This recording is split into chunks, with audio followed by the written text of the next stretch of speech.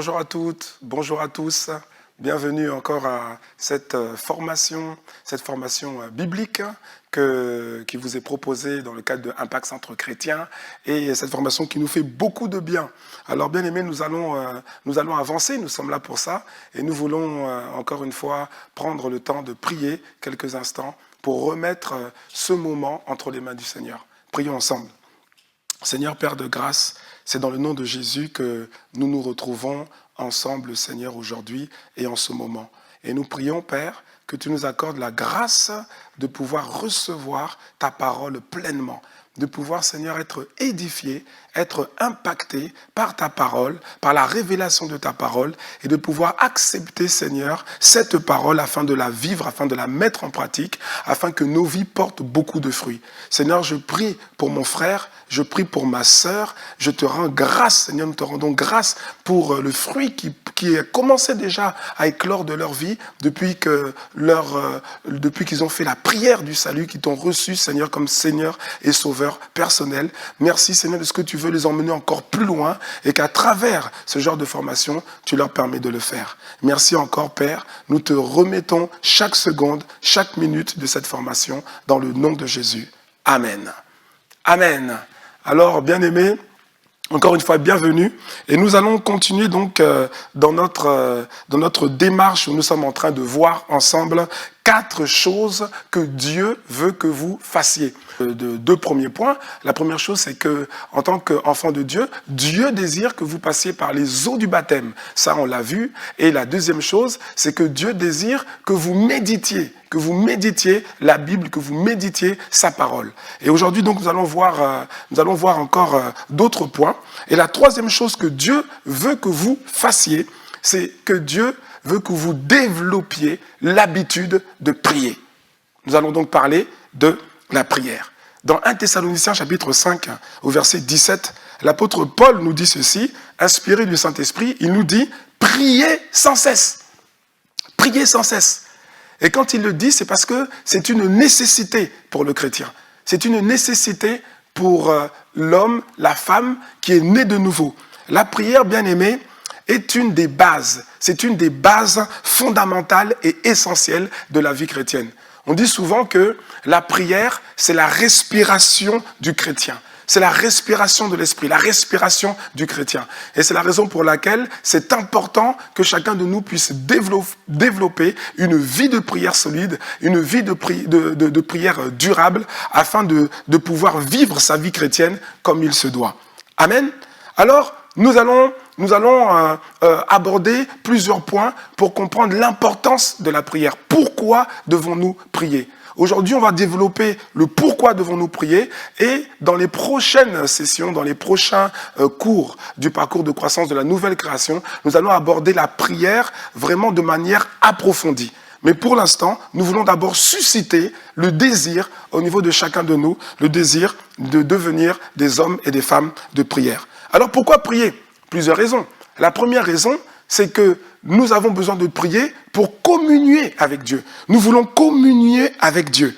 Dans Matthieu chapitre 6, verset 6, Jésus dit ceci, il dit « Mais quand tu pries, entre dans ta chambre, ferme ta porte et prie ton Père qui est là dans le lieu secret, et ton Père qui voit dans le secret te le rendra. » Amen. Donc Jésus est en train de dire que lorsque l'on prie, en fait, on va à la rencontre du Père. Lorsqu'on prie, lorsqu'on est en train de prier, on est en train de parler avec Dieu. On n'est pas seulement en train de parler, on est en train de communier avec Dieu. Lorsque tu pries, il dit ici, ferme ta porte, ça veut dire mets-toi à l'écart, sois dans un endroit calme et prie ton Père qui est là dans le lieu secret. À partir du moment où vous décidez de prier, dans l'endroit où vous serez, sachez que quand vous commencez à prier, Dieu le Père est là par le Saint-Esprit. Donc c'est la première raison pour laquelle nous devons prier, c'est pour entrer en communion avec Dieu. Deuxième raison pour laquelle nous devons prier, c'est pour avoir la force de résister devant la tentation. Et ça c'est très important. Dans Marc chapitre 14, au verset 38, Jésus dit à ses disciples, il dit ceci, il dit « Veillez et priez afin que vous ne tombiez pas en tentation. L'esprit est bien disposé, mais la chair est faible. » Il nous encourage donc à veiller et à prier. Pourquoi ? Pour qu'en tant que chrétiens, nous puissions avoir la force spirituelle, la solidité spirituelle pour pouvoir tenir devant les tentations. Bien-aimés, tous les jours, nous sommes tentés. La tentation, ce n'est pas le péché.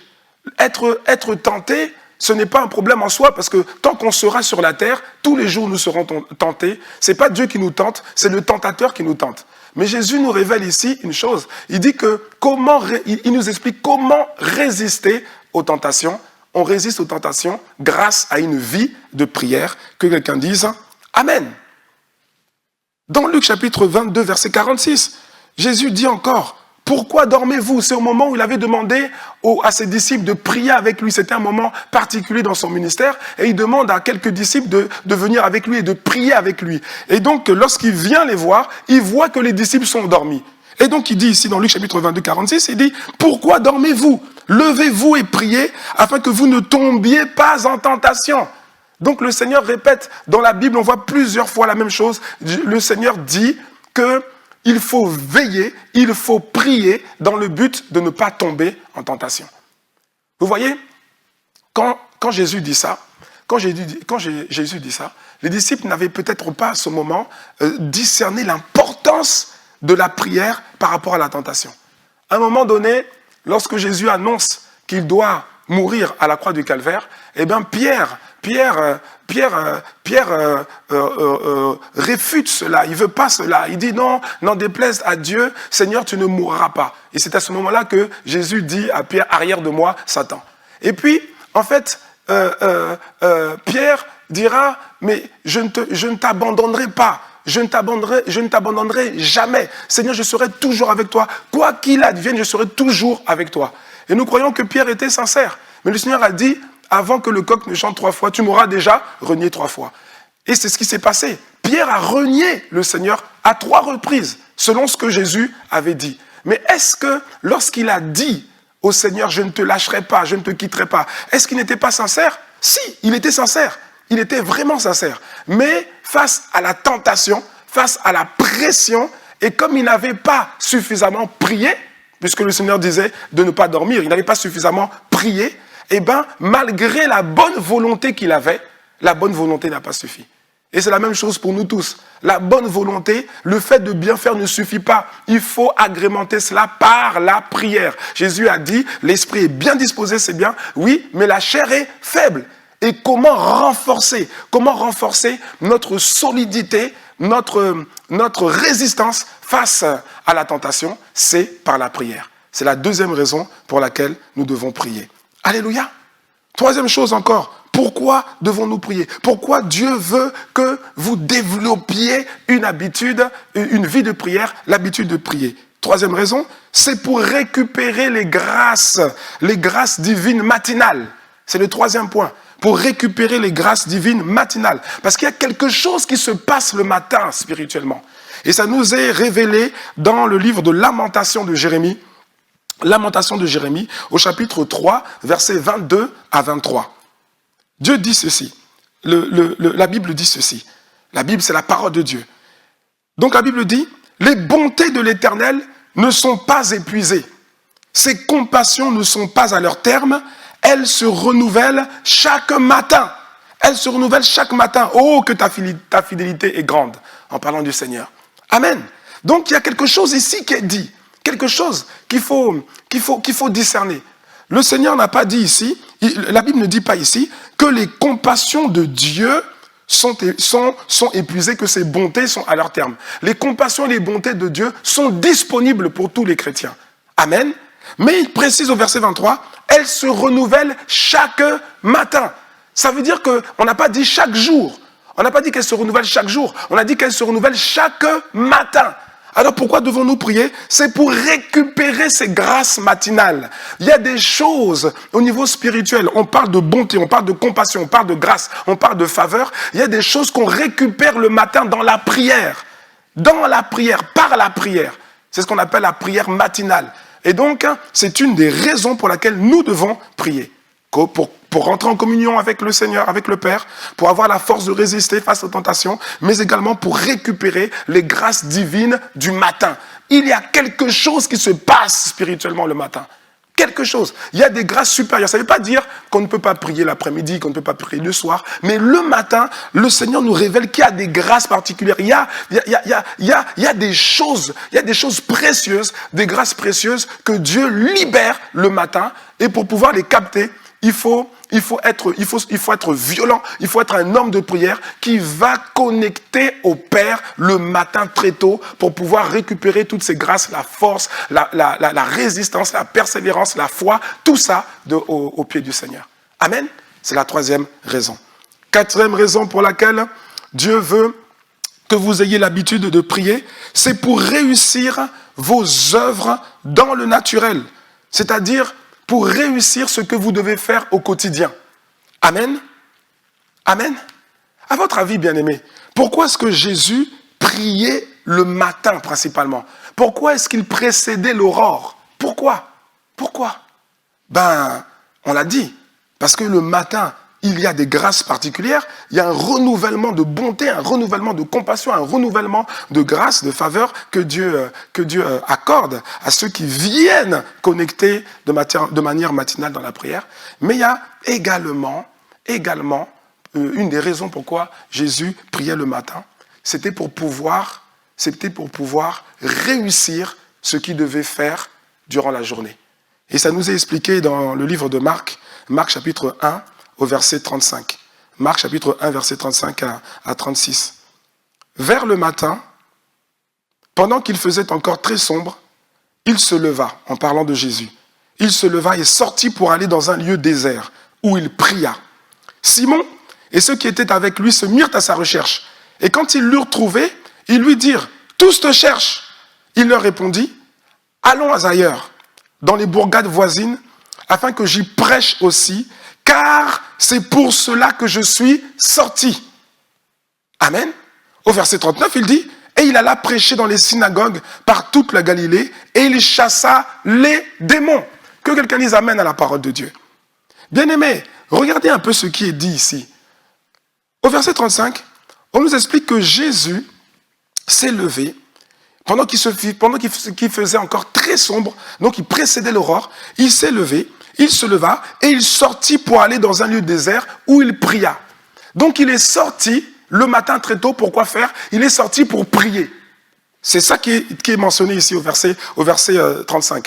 Ensuite, à partir du verset 36, on explique que Simon et les disciples ont cherché Jésus. Ils ne savaient pas où il était et donc ils ont cherché Jésus. Et quand ils ont trouvé Jésus, au verset 37, ils lui dirent, « Tous te cherchent !»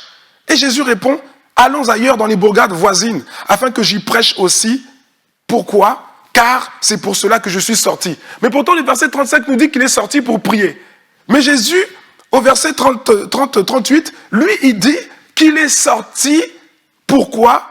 Pour aller dans les bourgades voisines, pour aller prêcher la bonne nouvelle. Quelqu'un comprend? En fait, quand il est sorti, le but, c'était pas juste de prier. Le but, c'était pas juste la prière. Le but de Jésus, quand il avait précédé l'aurore ce jour-là, c'était pour annoncer la bonne nouvelle dans les bourgades voisines, pour aller guérir les malades, pour aller chasser les démons. Donc, le but de la prière, c'était ça. Donc, il s'est levé le matin pour se fortifier, pour connecter à la volonté du Père, pour connecter, pour être en communion avec Dieu le Père, par le Saint-Esprit, pour pouvoir puiser le matin dans la prière tout ce dont il avait besoin pour réussir sa journée. Quelqu'un me suit, n'est-ce pas? Et donc, au verset 39, la Bible dit que Jésus alla prêcher dans les synagogues par toute la Galilée et il chassa les démons.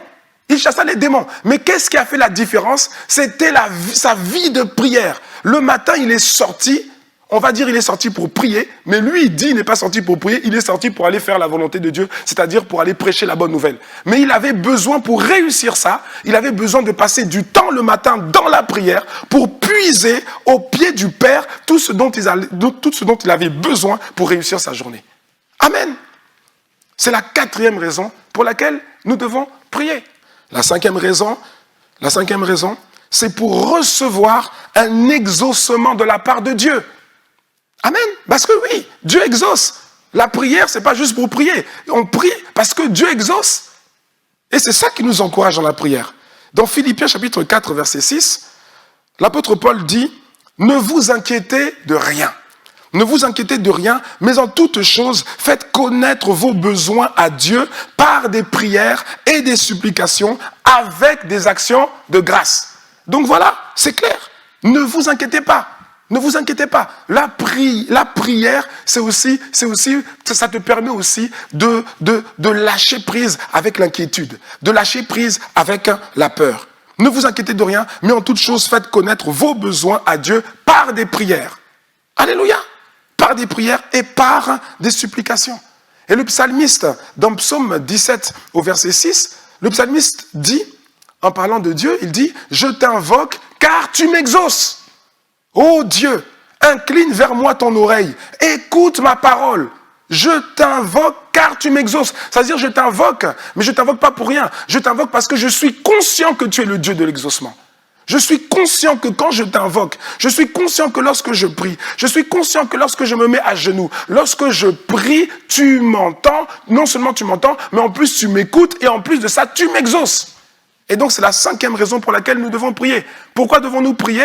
Parce que Dieu exauce. Dieu exauce. Si encore il n'exauce pas, alors on pourrait se poser la question.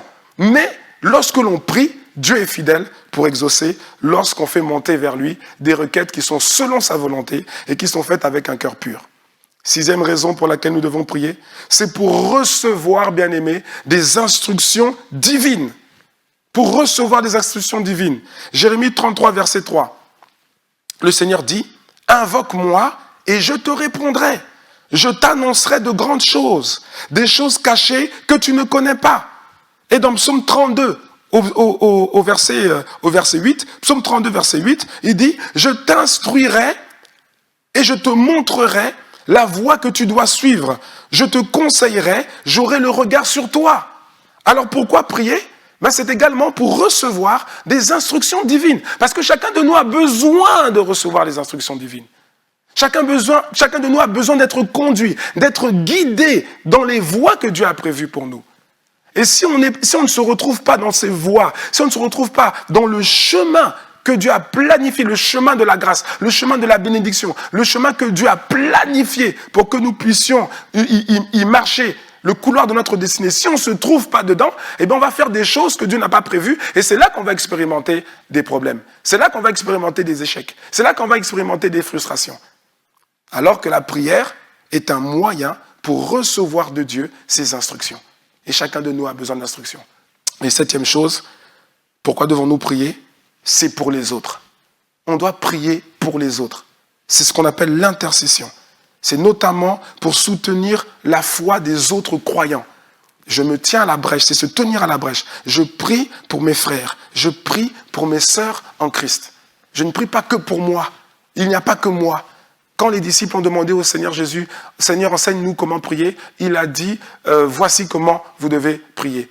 Il a dit, « Notre Père, notre Père ». Il leur faisait comprendre qu'ils n'étaient pas seuls. On n'est pas chrétien individuel, c'est-à-dire enfant de Dieu individuel. Non, on fait partie d'une grande famille. Et dans une famille, on s'entraide. Et on s'entraide par la prière. La famille de Dieu, comment tu vas aider ton frère, comment tu vas aider ta sœur, tu vas pouvoir l'aider de manière concrète, mais là où tu vas aussi avoir un grand impact, c'est par la prière. Amen. Éphésiens chapitre 6, verset 18. Faites en tout temps, par l'Esprit, toutes sortes de prières et de supplications. Veillez à cela avec une entière persévérance et priez pour tous les saints. C'est l'intercession. Amen. Alors, bien aimé, pour finir avec ce point sur la prière, on va quand même donner quelques éléments, même si j'ai dit tout à l'heure que vous aurez par la suite un cours vraiment dense, vraiment profond sur la prière. Nous voulons quand même donner des éléments pour vous aider dès aujourd'hui. Alors, comment établir l'habitude de prier? Comment établir ça? Eh bien, bien aimé, vous voyez, il y a déjà une chose.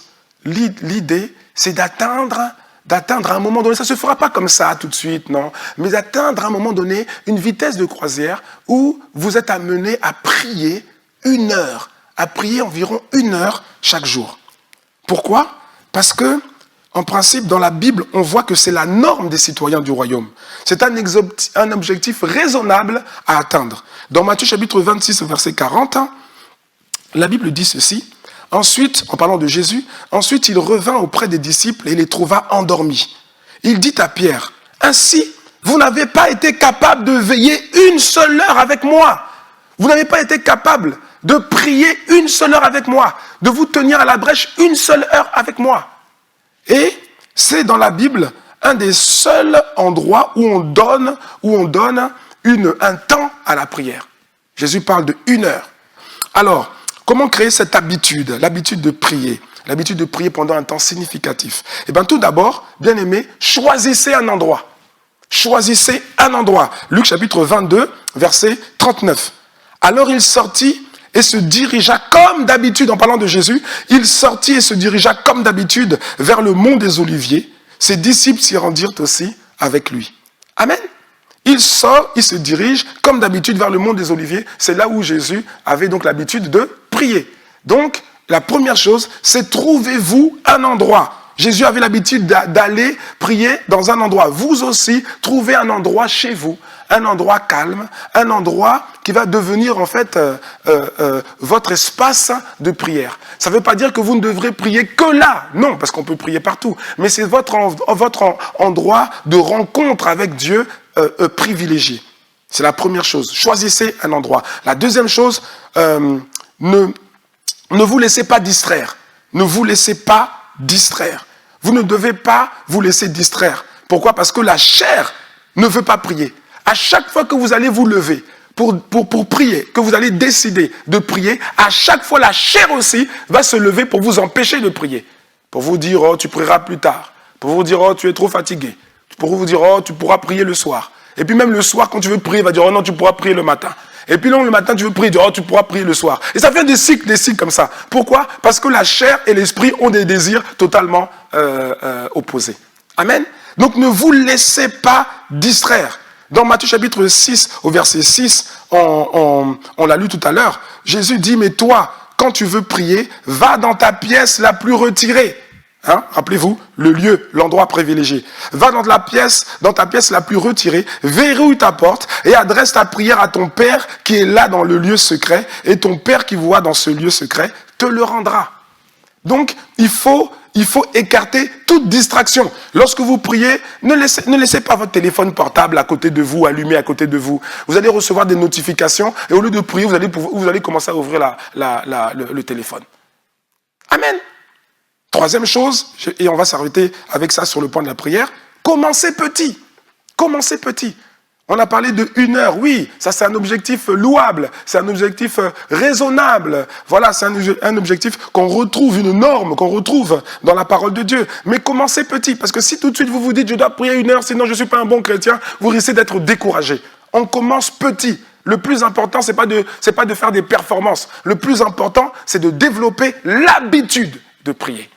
Je préfère encore quelqu'un qui a l'habitude de prier tous les jours, 5 minutes, 10 minutes tous les jours, plutôt que quelqu'un qui va prier 10 heures une fois tous les 3 mois. Et puis le reste, il ne prie pas. Non, parce que lui, il n'aura pas développé l'habitude. Mais celui qui a développé l'habitude, celui qui va prendre ses 5 minutes, celui qui va prendre ses 10 minutes chaque jour, il a développé l'habitude. Et sur cette habitude, maintenant, il va commencer à progresser. Amen.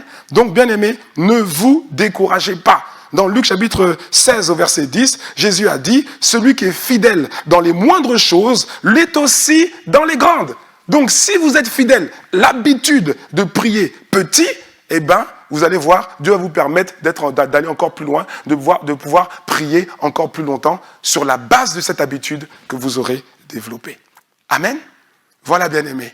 Voilà un peu ce que nous voulions dire par rapport à l'habitude de prière. Et n'oubliez pas, c'est la troisième chose que Dieu veut que vous fassiez. Dieu veut que vous développiez l'habitude de prière, que vous deveniez peu à peu des hommes et des femmes de prière. Et c'est également mon souhait, c'est également ma prière pour vous. Que Dieu fasse de vous, que Dieu fasse de chacun de vous des hommes et des femmes de prière. Que quelqu'un dise Amen. Si tu le crois, si tu le veux, alors lève la main là où tu es. Seigneur Père, dans le nom de Jésus. Seigneur, dans le nom de Jésus, nous te disons merci. Nous te disons merci, Seigneur, parce que il y a plusieurs choses que tu veux à notre égard et c'est pour notre bien. Et une de ces choses, c'est que tu veux que nous développions l'habitude de prier, que nous devenions, Seigneur, des hommes et des femmes de prière. Dans le nom de Jésus, Seigneur, nous prophétisons, nous proclamons que mon frère, que ma sœur, au son de ma voix, que mon frère, que ma sœur devient peu à peu un homme solide de prière, une femme solide de prière. Ma sœur devient une femme solide de prière. Et tu lèves, Seigneur, une armée de citoyens du royaume qui ne sont pas légers, qui sont consistants dans la prière, qui aiment la prière, qui aiment ta présence, qui aiment tes instructions et qui progressent avec toi jour après jour, semaine après semaine, mois après mois et année après année. Merci Père de ce que tu fais de nous, ce peuple engagé dans la communion avec toi, la communion quotidienne par la prière. Merci Père, dans le nom de Jésus, nous avons ainsi prié avec foi et avec action de grâce. Amen. Donc nous continuons, bien-aimés, encore dans notre lancée, dans cette formation qui nous fait beaucoup de bien, n'est-ce pas? Si c'est vrai que quelqu'un dise Amen. Voilà, donc nous sommes toujours en train de voir les quatre choses que Dieu veut que vous fassiez. Et nous sommes au 4e point. Qu'est-ce que Dieu veut que vous fassiez? En plus des 3 premiers points qu'on a vus, c'est que Dieu veut que vous apparteniez à une famille spirituelle, c'est-à-dire à une église locale. C'est-à-dire que Dieu veut que vous rejoigniez une église locale.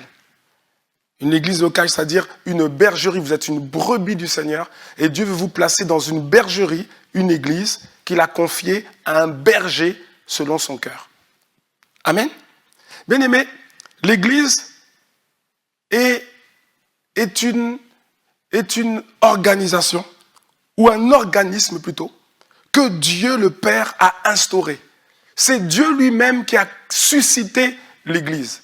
C'est Dieu qui a suscité la dynamique des églises locales le jour de la Pentecôte, dans Actes chapitre 2. L'église locale ne vient pas de l'imagination d'un pasteur. C'est pas un pasteur qui a inventé l'église. C'est Dieu qui a pensé l'église. C'est Dieu qui a suscité la dynamique de l'église à partir du jour de la Pentecôte jusqu'à aujourd'hui. Et c'est pour notre bien à tous en tant que chrétiens, en tant que citoyens du royaume des cieux. Amen. Bien-aimés, veuillez comprendre une chose, c'est que pour réussir votre vie chrétienne, pour manifester Christ, pour devenir les hommes, les femmes que Dieu veut que vous deveniez, il vous faut 2 choses, deux éléments. Il vous faut d'abord une personne, c'est le Saint-Esprit, parce que sans le Saint-Esprit, sans l'assistance du Saint-Esprit, vous ne pouvez pas être ce que Dieu veut que vous soyez. Il faut donc le Saint-Esprit, dans une vie chrétienne épanouie, productive, il faut le Saint-Esprit et il faut appartenir à une église locale. Faire partie de la famille de Dieu, de la grande famille de Dieu, à travers une église locale. Amen. Alors pourquoi est-ce que Dieu veut que vous apparteniez à une église locale? Pourquoi est-ce que Dieu veut que vous apparteniez à une famille spirituelle? Plusieurs raisons que nous allons voir. Tout d'abord, c'est parce que Dieu veut fonder une famille. Dieu a une famille, il veut fonder une famille, il veut développer cette famille. Matthieu chapitre 6, verset 9. Lorsque les disciples ont posé la question à Jésus pour savoir comment prier, Jésus dit, « Voici donc comment vous devez prier. Notre Père qui es aux cieux, que ton nom soit sanctifié. » Jésus dit « Notre Père ». Et bien aimé, c'est les contemporains qui écoutaient Jésus lorsqu'il disait ça, ils étaient épatés, ils étaient édifiés. Pourquoi? Parce que jamais on leur avait présenté Dieu comme étant un Père. On avait présenté Dieu comme étant Dieu, le Dieu tout-puissant, Jéhovah, Yahweh. Mais on n'avait pas présenté Dieu comme étant un Père. Et non seulement c'est un Père, et Jésus révèle que c'est notre Père. C'est-à-dire que quand on prie avec d'autres personnes, avec nous, on ne peut pas dire « mon Dieu à moi, mon Père que j'aime, mon Dieu à moi ». Non, c'est notre Père. Pourquoi? Parce que nous faisons partie d'une famille, nous faisons partie de la même famille. Dieu veut fonder une famille. Alléluia. Dans Romains chapitre 8, verset 29, il est dit, car ceux qu'il a connus d'avance, ceux que Dieu a connus d'avance, il les a aussi prédestinés à être semblables à l'image de son Fils, afin que son Fils fût le premier-né entre plusieurs frères. Le premier-né entre plusieurs frères. C'est-à-dire que Dieu veut fonder une famille, il veut élargir cette famille. Et vous faites partie de cette famille. Vous faites partie de cette famille. Alléluia. C'est la première raison pour laquelle Dieu veut que vous apparteniez à une famille spirituelle, c'est-à-dire à une église locale. Deuxième raison, c'est parce que la famille spirituelle, l'église, vous permettra d'être nourris spirituellement. C'est à l'église que vous allez recevoir la nourriture de base, la nourriture spirituelle de base dont vous avez besoin pour grandir en Christ et pour devenir les personnes que Dieu veut que vous soyez. Alléluia.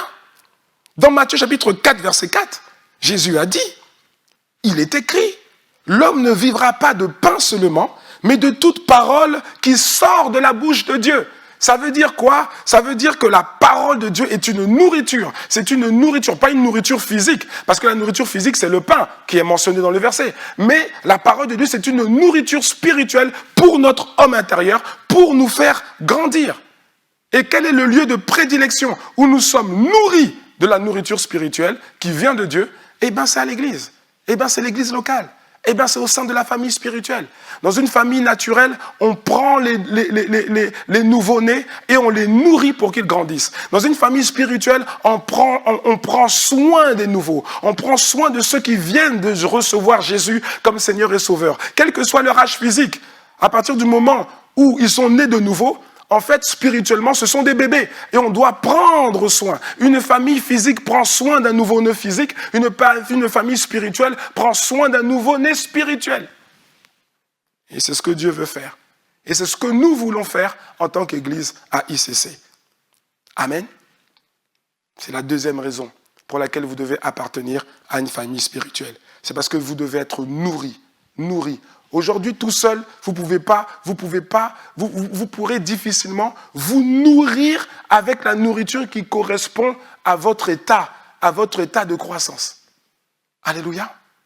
Troisième raison pour laquelle la famille spirituelle, l'Église est importante, c'est parce qu'elle nous apporte un niveau de bénédiction supérieur. La famille spirituelle nous apporte un niveau de bénédiction supérieur. Psaume 133, versets 1 à 3. Ça va nous expliquer que, dans ce texte, on va voir que l'Église est un lieu où la bénédiction est vraiment spécifique, elle est particulière. Psaume 133, versets 1 à 3, Cantique des degrés de David. Voici, oh, qu'il est agréable, qu'il est doux pour les frères, qu'il est doux pour des frères de demeurer ensemble. C'est comme l'huile précieuse qui, répandue sur la tête, descend sur la barbe d'Aaron, qui descend sur le bord de ses vêtements. C'est comme la rosée de l'Hermon qui descend sur les montagnes de Sion, car c'est là que l'Éternel envoie la bénédiction, la vie pour l'éternité. Amen. C'est très clair. La Bible dit, Dieu dit, il est doux et agréable pour les frères et les sœurs en Christ d'être ensemble. Faire partie d'une famille spirituelle. Pourquoi? Parce que c'est là que Dieu envoie la bénédiction. On n'a pas dit que c'est là que Dieu envoie une bénédiction. On dit c'est là que Dieu envoie la bénédiction. Ça veut dire qu'il y a des bénédictions spécifiques qu'on ne peut pas avoir, qu'on ne peut pas expérimenter, que Dieu n'enverra pas sur votre vie si vous êtes un électron libre, un enfant de Dieu, électron libre. Non, il y a des choses il y a des bénédictions que vous allez recevoir, des grâces, des faveurs, que vous allez recevoir seulement au sein de la famille spirituelle. C'est ce qui est dit ici. Amen. Il y a un niveau de bénédiction supérieur, bien-aimé. Et il faut le comprendre.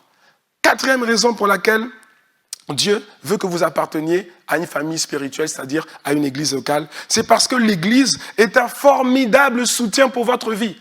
L'église sera un formidable soutien pour votre vie. Dans Actes chapitre 12, verset 5 au verset 7, la Bible explique ceci. Pierre, donc, était gardé dans la prison. Et l'Église ne cessait d'adresser pour lui des prières à Dieu. Donc Pierre était dans une situation inconfortable. Pierre était dans la prison.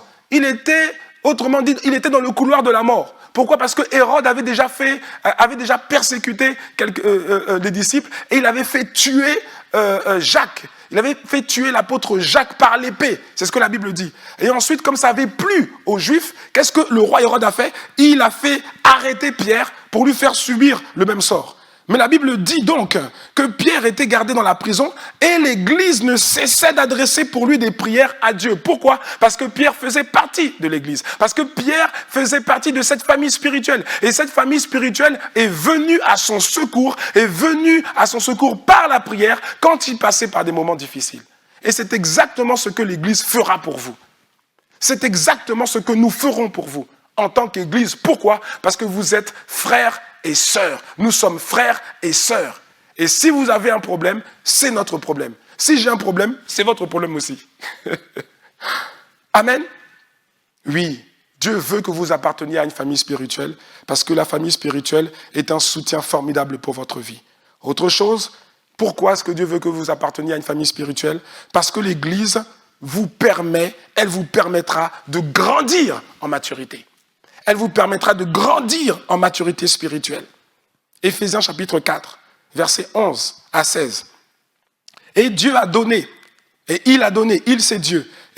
Et Dieu a donné les uns comme apôtres, les autres comme prophètes, les autres comme évangélistes, les autres comme pasteurs et docteurs. Donc c'est Dieu qui donne. Lorsqu'on parle des 5 ministères principaux, les 5 ministères ecclésiastiques, c'est-à-dire apôtres, prophètes, évangélistes, pasteurs et docteurs ou enseignants, il révèle ici au verset 12 que tout ça là, tous ces dons, ces ministères que Dieu donne, c'est pour le perfectionnement des saints. C'est pour le perfectionnement des saints en vue de l'œuvre du ministère et de l'édification du corps de Christ.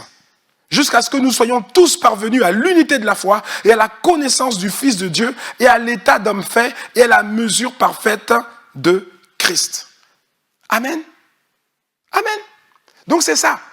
En fait, l'Église te permettra de grandir, de te perfectionner. C'est le verset 12. Pour le perfectionnement des saints. Et les saints, c'est vous. Les saints, c'est vous et moi. Nous sommes les saints. Nous sommes appelés saints. Pourquoi? Parce que nous sommes les enfants de Dieu. Dieu est saint. Nous sommes sortis de Dieu. Donc, comme il est saint, nous aussi, nous sommes saints. Et nous devons avancer selon le schéma de Dieu. Dieu veut que nous grandissions. Le verset 14, on n'a pas lu, mais on peut le lire, le verset 14. Il veut donc le perfectionnement des saints que nous sommes. Au verset 14, il dit, afin que nous ne soyons plus des enfants. C'est-à-dire, lorsqu'on fait la prière du salut, on devient enfant de Dieu. Mais Dieu ne veut pas que nous restions des enfants. Dieu ne veut pas que nous restions des bébés. Dieu veut que nous passions du statut d'enfant au statut de fils mature.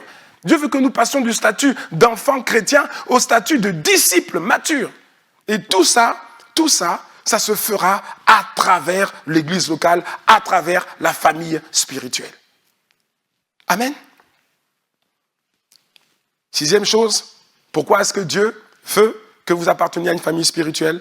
C'est parce qu'être membre d'une église va vous aider à persévérer dans la sainteté. Dans la sainteté. Alléluia. Dans 1 Corinthiens chapitre 15, verset 33, l'apôtre Paul dit ceci. Ne vous y trompez pas, les mauvaises compagnies corrompent les bonnes mœurs. Plus vous passez du temps avec des mauvaises compagnies et plus vous allez dévier, plus vous allez glisser par rapport à votre vie chrétienne. Alors que lorsque vous êtes connecté à une famille spirituelle, lorsque vous êtes connecté à une église locale, au sein de cette église, vous allez préserver votre sainteté, vous allez persévérer dans la sainteté. C'est pas le monde, c'est pas vos camarades, des voisins, des collègues mondains qui vont vous aider, qui vont vous encourager à prier, qui vont vous encourager à marcher dans la sainteté. Mais au sein de l'église, vous aurez des frères, vous aurez des sœurs, vous aurez des aînés qui vont vous aider, qui vont vous encourager, qui vont vous tenir par la main, qui vont vous aider à vous relever lorsque vous tombez, afin de continuer à marcher correctement dans le couloir de votre destinée, en marchant dans la sainteté, avec l'assistance du Saint-Esprit. Amen. Et c'est clair, c'est pas les mauvaises compagnies vont corrompre les bonnes mœurs. Et il n'y a pas de débat là-dessus. Il n'y a aucun débat. C'est la Bible qui le dit, et c'est Dieu qui le dit, et c'est Dieu qui a raison. Et de toutes les manières, regardez, si vous avez deux personnes qui se serrent la main, et vous avez une personne dont la main est sale avec quelque chose de sale, un produit sale, et l'autre a une main propre, il a une main propre. Au moment où ils vont se serrer la main, alors qu'est-ce qui va se passer? Est-ce que c'est celui qui a la main propre, parce qu'il a une main propre, ça va enlever la saleté de l'autre? Non, pas du tout, pas du tout. Celui qui a une main propre, qui va serrer la main, une main sale, c'est toujours la main sale qui va salir la main propre. Ce n'est pas la main propre qui va nettoyer la main sale. Ah, que quelqu'un dise amen à ça. Et dernier point, dernière chose, pourquoi est-ce que Dieu veut que vous apparteniez à une famille spirituelle? C'est parce qu'une famille spirituelle vous confère une couverture spirituelle. En tant que chrétiens, nous avons besoin d'une couverture spirituelle. Dans Hébreux chapitre 13 au verset 17, le Seigneur explique ceci, il dit « Obéissez à vos conducteurs », c'est-à-dire à vos leaders, à vos pasteurs, à vos bergers. Obéissez à vos conducteurs et soumettez-vous à eux, car ils veillent constamment sur vous. Ils veillent constamment sur vous, en sachant qu'ils devront un jour rendre compte à Dieu de leur service. Amen. C'est ce qui est dit. Ils veillent constamment sur vous. Le berger, c'est-à-dire le pasteur, le pasteur de l'église locale, représente pour vous une couverture spirituelle. Vous êtes une brebis de Dieu. Et Dieu vous place dans une bergerie. Et cette bergerie, il la confie à un berger, selon son cœur, un berger à qui il donne les instructions pour gérer la bergerie et pour faire en sorte que les brebis de cette bergerie, les brebis qui lui sont confiées, puissent grandir en Christ, puissent manifester Christ, l'espérance de la gloire. Le berger confère une couverture spirituelle. Et ça, c'est important de le comprendre. Et je m'arrêterai avec ce verset de Jean chapitre 10, au verset 27 et 28. Jésus dit, « Mes brebis entendent ma voix. Je les connais et elles me suivent. Je leur donne la vie éternelle et elles ne périront jamais et personne ne les ravira de ma main. » Personne. C'est lui qui est le bon berger. Parce que Jésus se définit comme étant le bon berger. C'est lui le berger superviseur. Et puis après, il a des bergers, des sous-bergers qui sont aussi des brebis, mais qui ont des responsabilités de berger pour paître le troupeau. Et il dit, personne ne les ravira de ma main. Lorsqu'on a un berger qui prend soin de nous, Jésus est en train de dire, lorsque vous avez un berger qui prend soin de vous, un berger qui est établi spirituellement, qui est une autorité spirituelle, eh bien, ce berger va constituer pour votre vie une couverture spirituelle qui va vous garder de beaucoup de problèmes. C'est la 7e raison pour laquelle, bien-aimés, Dieu veut que vous apparteniez à une église locale pour faire partie de la grande famille de Dieu à travers cette famille spirituelle. Amen. Alors, bien-aimés, nous allons nous arrêter là et nous allons encore une fois rendre grâce à Dieu pour ce moment. Père de grâce, merci. Merci Seigneur encore pour ta parole. Merci Seigneur de ce que tu déverses cette parole, Seigneur, dans le cœur de mon frère, dans le cœur de ma sœur. Seigneur, cette parole, c'est ta parole. C'est ta parole et nous ne voulons pas lutter contre ta parole. Nous voulons simplement recevoir cette parole, qu'elle s'imprègne en nous, qu'elle soit plantée en nous, dans nos cœurs, et que nos cœurs, Seigneur, puissent produire le fruit digne de gloire et de repentance que ces graines de ta parole, Seigneur, produisent en nous. Merci pour chacun de mes bien-aimés.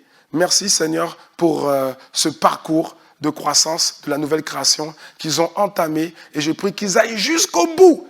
Parce que nous savons, parce que tu l'as dit dans ta parole, la fin d'une chose vaut mieux que son commencement.